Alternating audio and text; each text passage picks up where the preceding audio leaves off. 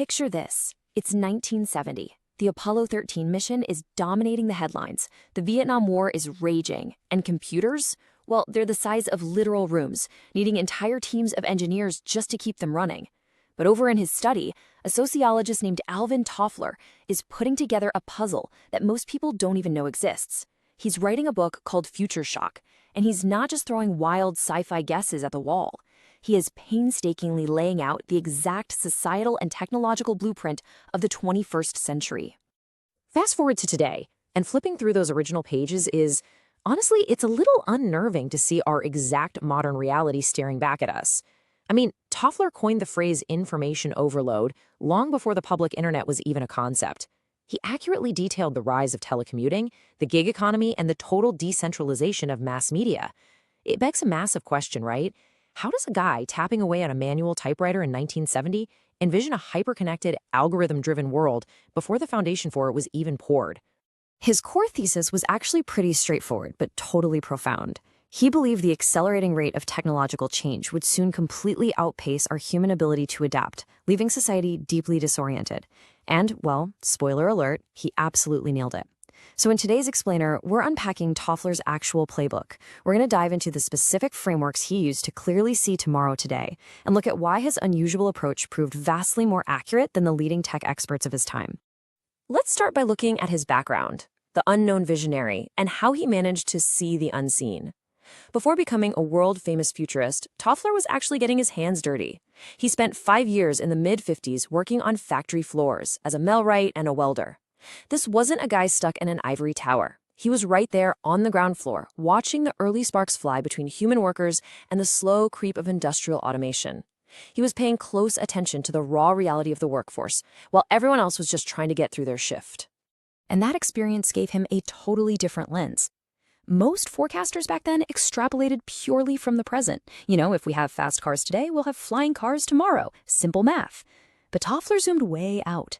He studied deep historical paradigms, dividing history into monumental waves, like the agricultural wave, the industrial wave, and an impending post-industrial information wave. By treating society, economics, and tech as one giant tangled ecosystem, he totally ignored the flashy temporary trends. He focused instead on how we humans actually behave whenever our underlying economy shifts. He had this firm belief, practically a mantra, that predicting the future wasn't some impossible magic trick, as long as you grasped the macro direction humanity was already heading. He didn't obsess over the micro gadgets. He cared about the macro shifts. If you know for sure that we're moving toward a hyper-fast, knowledge-based economy, guessing the specific kinds of tools we'll inevitably invent becomes a whole lot easier. To him, foresight wasn't fortune-telling. It was just really, really good applied sociology. So let's break down 3 of his most chilling predictions. When we actually open up the hundreds of pages of Future Shock and his 1980 follow-up, The Third Wave, we can distill his massive sociological research into 3 escalating, eerily accurate forecasts about the digital age we're living in right now. Okay, first up. In an era where IBM mainframes were these multi-million-dollar behemoths sitting in university basements, Toffler predicted a rapid democratization of tech. He basically said, nope, this is going to shrink down and it's going to belong to everyone. He explicitly warned about localized tech putting so much data at our fingertips that it would literally break our brains with information overload. I mean, to foresee a personal computer in every pocket, fundamentally altering how we make daily decisions while standing in the shadow of a room-sized mainframe, that's just wild. Building on that localized computing, his second major foresight mapped out a total communication paradigm shift. Back in 1980, Toffler coined the concept of the electronic cottage. Think about that. Decades before broadband internet or video calls, he saw a future where telecommunications would allow millions of people to work from home, entirely ditching the daily commute and the corporate office. He saw us moving toward interactive, global digital communities instead of just traditional geographic neighborhoods. He basically sketched out the social fabric of the modern internet. But his third big focus is the one that hits closest to home right now. Moving beyond connectivity and into the automation of the human mind itself. While his peers in the 70s were worried about mechanical robot arms taking over factory assembly lines, Toffler was warning us about systems capable of advanced decision-making. He saw algorithms creeping into cognitive, white-collar work, predicting that automated systems would soon manage everything, from complex financial markets right down to everyday administrative tasks. He put out this really stark warning that advanced tech would eventually encroach on domains we thought were exclusively human.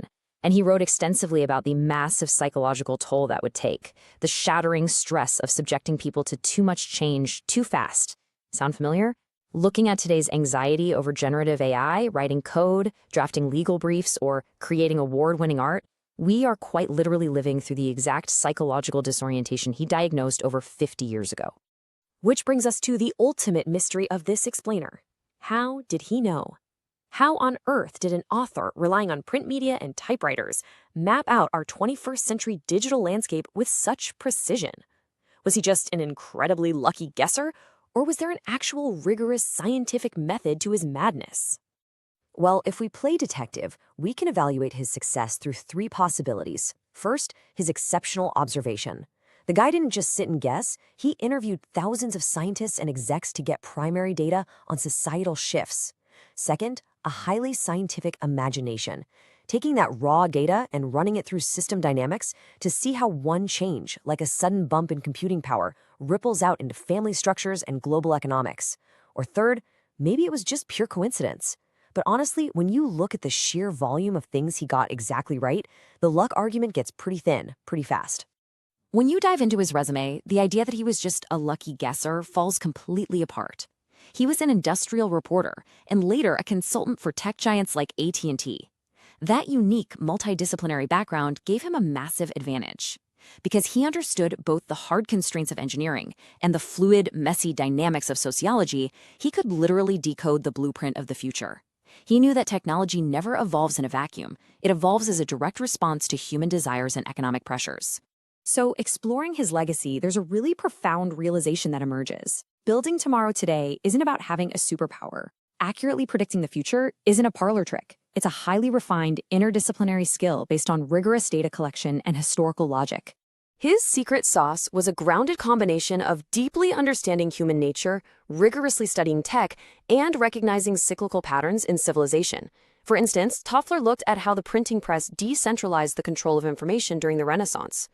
Recognizing that historical cycle, he correctly hypothesized that personal computing would do the exact same thing to modern corporate monopolies. He realized that while our physical gadgets change across the centuries, the fundamental human drive for decentralized power, that repeats itself. There's a quote of his that perfectly captures the gravity of his work. The future is not created suddenly. It is built quietly through thousands of decisions happening today. This is the absolute bedrock of serious future forecasting. The hyper-connected, AI-driven world we are scrambling to navigate right now didn't just materialize out of nowhere. It was built incrementally, brick by brick, through research budgets and policy decisions made decades ago by people who are actually paying attention. And that brings us to the most fascinating takeaway here. It's not just about giving Toffler a retroactive high five for his foresight. The crucial question is whether we are paying enough attention to our own present right now. Look at the massive leaps happening in biotechnology, quantum computing, and renewable energy grids all around us. Just like the seeds of the internet were planted in the 1970s, the foundation for the year 2070 is being poured right now. We have to actively ask ourselves if we're observing the macro shifts happening right under our noses. I want to leave you with this final mind-bending thought drawn from the core of his writings. Every future was once impossible until someone imagined it first. When you look at the seemingly impossible technological leaps on our horizon today, it really makes you wonder, who is meticulously analyzing the data, quietly sitting in a room right now, mapping out a reality that the rest of us simply cannot yet comprehend?